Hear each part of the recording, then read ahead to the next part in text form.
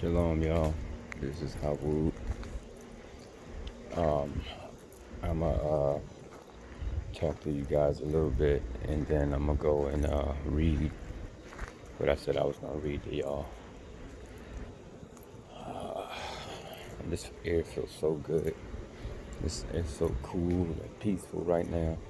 I wouldn't mind if it stayed like this. This is perfect. Not too cold, not too hot. You know what I mean? Just perfect. Yeah. Well, it's been put on my heart to do something, so I'm gonna do it. So you guys just listen in. You wanna? I'm gonna just what I'm gonna do is I'm gonna call out, speak to the Most High, make supplication to Him for everyone, and ask for Him to show one of us where we are to go. Because I don't think we would have to buy something that belongs to us. You know what I mean? It's not me trying to be going at somebody or anything like that. It's just I don't think we would have to do that. Okay. Father, we as your children, we have did an awful thing. We have called out to other gods. We have sacrificed our children and our women and our men to other gods. We have done things that is unbelievable, and we do not deserve your forgiveness. We don't. But we ask the brothers and the sisters. There are ones of us that are together. We talk to each other. We commune together. We encourage each other. We seek your face every day, every night. When we hear your word, we jump and we run to fulfill your will. We do these things because we know we were wrong. We know that the things that were being done were horrific and they were not of your ways. So we cry out and we beg for your forgiveness. A time will come when we will shave our heads, tear off our lovely garments, cut our beards off. The women will cut their hair, and we will throw on sackcloth and put ashes all over our heads and body. And we will cry, lament, and beg for your forgiveness. Some of us have put on sackcloth and cry and lament for your forgiveness. Some of us haven't learned to do these things. But there will be a time when we all do it. We ask for your forgiveness. We ask that you teach us your ways. We have an urge to keep your holy days, to keep your festivals, your feasts. We have an urge to do these things, but we know that while we are in the captivity, we are not to do them, because you are to give us the time and the place where we are to do these things, and we are to sacrifice, in which we cannot do because we're not back where we belong or how we belong. So we just ask, can you please restore us? Can you please put your foot down on these heathen people, these wicked ones that are continuously destroying your sons and your daughters? We know all things are to happen by your will. We do. But we are asking and begging, how long? How long? How long will you allow these people to do these horrific things that they have been doing to your sons, your daughters, your little ones? We understand what we have done. We do. We may not remember everything, but we understand. And now, your sons, your daughters, your little ones are striving their best to do your will. They are trying their best to do your will. We are. But we want freedom to pray, to dance in your name, to give you the glory. Every corner we turn, death is there. And we are constantly crying out for forgiveness every day, every night, every second. Everything that we have is defiled. Our food, our water, our air, our homes, our children, our women, our men. We ask to be renewed. We need to be renewed. And only you can do these things. We ask for you to come and thrust these people off of your land, to spill their blood as if they spilled ours, to give them double as you promised us. You said you would give them double. And we're asking, Father, how long? How long will we have to endure this pain? How long will our mothers cry over their sons? How long will fathers have to hold his tongue in his rage for the fear of death after someone's taken his son? How long do we have to wake up in the morning and worry about being killed? How long do we have to pay for things that belong to us? How long? How long? Some of our people, their children, are in a horrible way. They are lost. They don't know left from right, forward from backwards.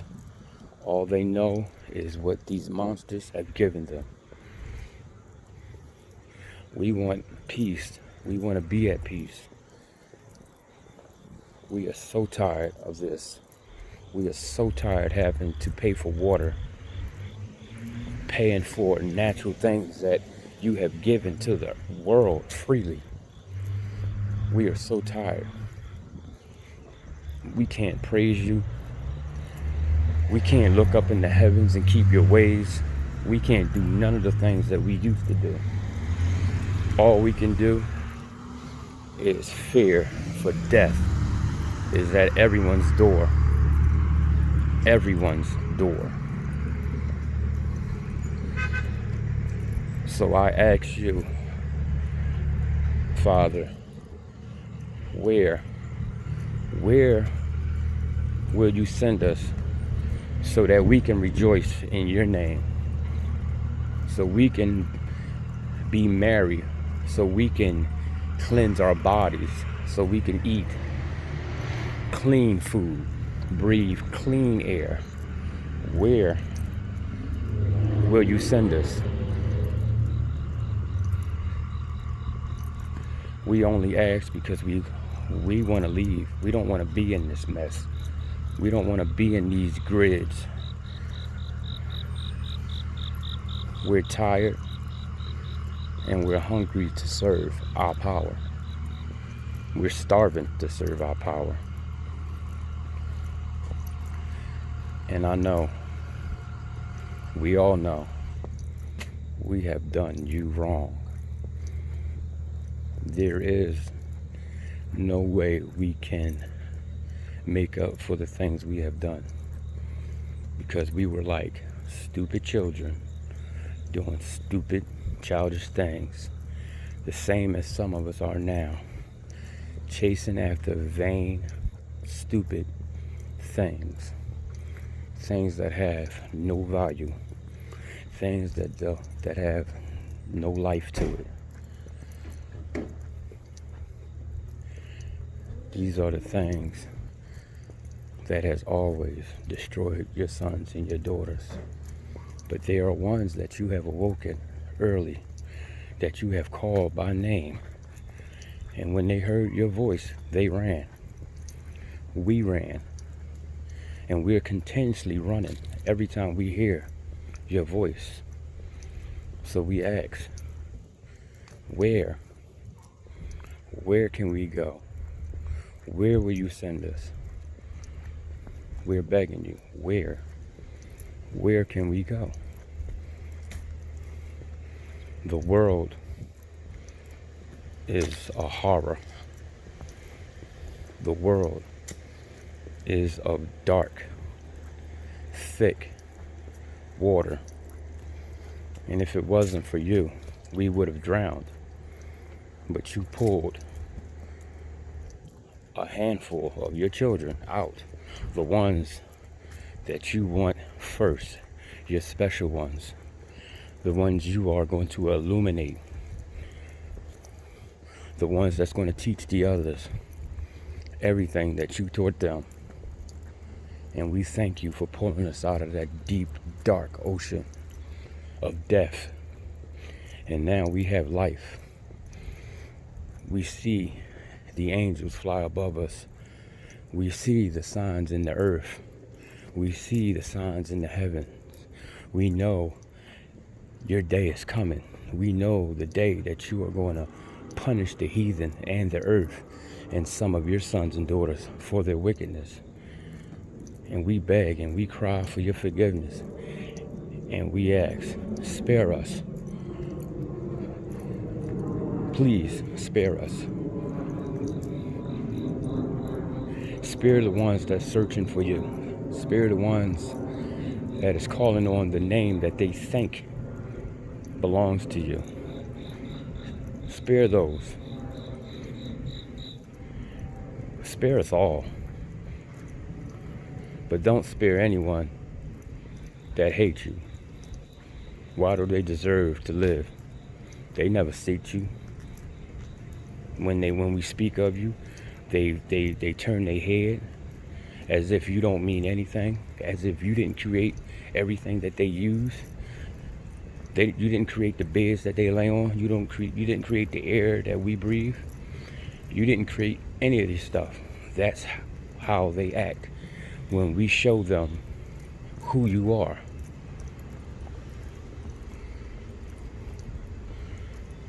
Your sons and daughters are crying out to you. I'm crying out to you. And we ask, please separate us from what we have been going through all these days. Our souls are dying, weeping and crying and melting away from all this horror. We have nothing left. We hold on to your words and we beg, and we can't wait to see the day you move and begin to destroy all this miserable junk that's been made on your precious place that you created for your sons and your daughters.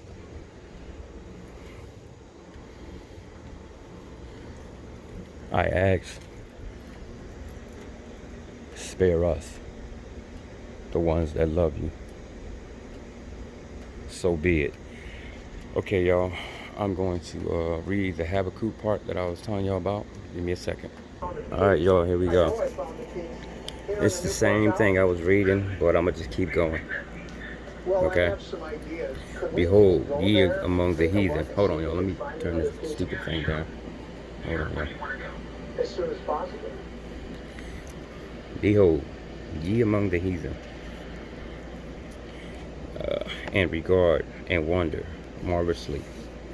For I will work a work in your day which ye will not believe, though it be told you. For lo, I raise up the Chaldeans, that bitter and hasty nation, which shall march through the breadth of the land, that possesses the dwelling places that are not theirs. I said well, and I didn't even see that, J. So I'm going to read that part again. For lo, I raise up the Chaldeans, that bitter and hasty nation, which shall march through the dwelling places, through the breadth of the land, to possess the dwelling places that are not theirs. That's talking about our land. Okay. That are not theirs. Sorry. They are terrible and dreadful. Their judgment and their dignity shall proceed of themselves. Their horses also are swifter than the leopards, and are more fierce than evening wolves. And their horsemen shall spread themselves, and their horsemen shall come from far. They shall fly as the eagle that hasteth to eat. They shall come all for violence, for faces, their faces shall be sucked up as the east wind, and they shall gather the captivity as the sand.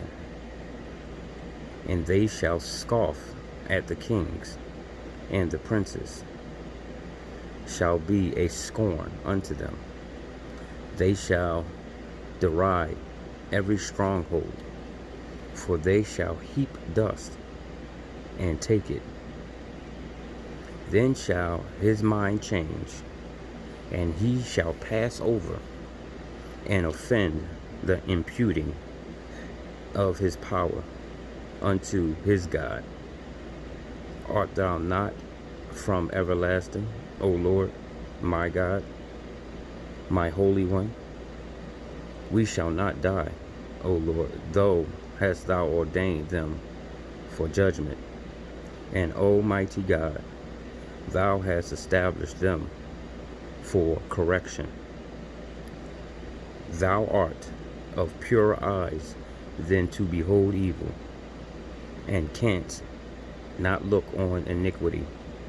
Therefore lookest thou upon them that deal treacherously, and holdest thou tongue when the wicked devoureth the man that is more righteous than he, and makest men as the fishes of the sea, as the creeping things that have no ruler over them. They take up all of them with the angle. They catch them in their net, and gather them in their drag. Therefore they rejoice and are glad. Therefore they sacrifice unto, hold on, y'all, turn this page.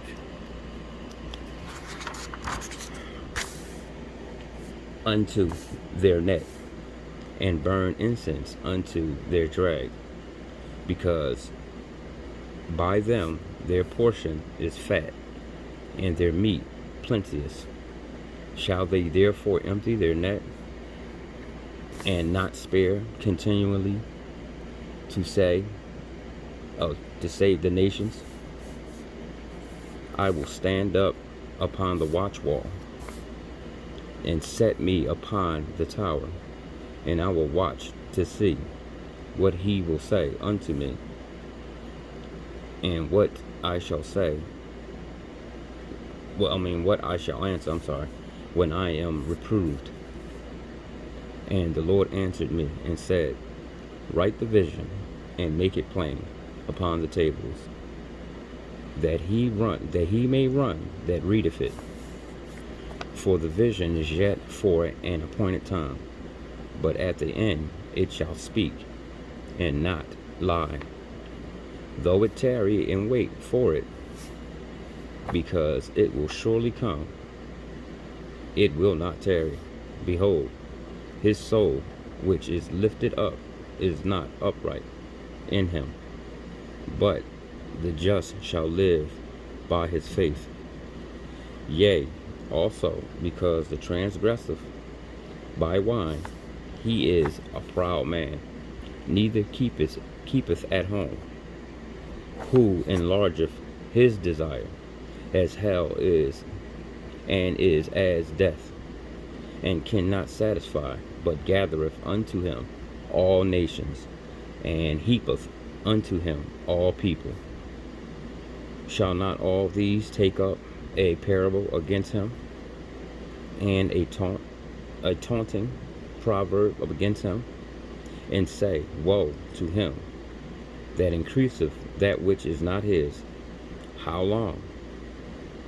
And to him that ladeth himself with thick clay, shall they not rise up and deny that shall they bite thee, and awake that shall vex thee, and thou shalt be for booties unto them, because thou hast spoiled many nations.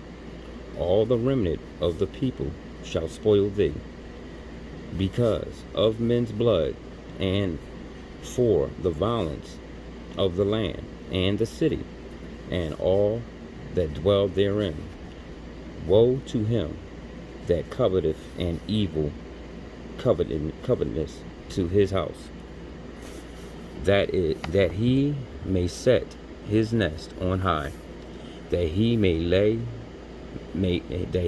be delivered from the power of evil. Thou hast consulted shame to thy house, and cutting off many people, and hast sinned against thy soul. For the stone shall cry out of the wall, and the beam out of the timber shall answer it. Woe to him that buildeth a town with blood, and establish a city by iniquity. Behold, is it not of the Lord of hosts that the people shall labor in a very fire, and the people shall weary themselves, and for very vanity, for the earth shall be filled with the knowledge of the glory of the Lord, and as the waters cover the sea. Woe unto him that giveth his neighbor drink, that putteth thy bottle to him, and makest him drunken also, that thou mayest look on their nakedness. Thou art filled with the shame for glory, drink thou also, and let thy foreskin be uncovered. The cup of the Lord's right hand shall be turned into thee, and shameful spewing shall be on thy glory. For the violence of Lebanon shall cover thee, and the spoil of the beasts which made them afraid, because of men's blood, and for the violence of the land, of the city, and of all the dwelling therein. What profiteth the graven image, that the maker thereof hath graven it, the molten image, that a teacher of lies, that the maker of the work trusteth therein to make dumb idols. Woe unto him that saith to the wood, Awake, to the dumb stone, Arise, it shall teach. Behold, it is laid over with gold and silver, and there is no breath at all in the midst of it. But the Lord is in his holy temple. Let all the earth keep silence before him. Wow. Tell me that ain't something. I read it before, but it's just funny how it coincides with just what I just said, right? All right, y'all. Hope y'all enjoyed it. Shalom.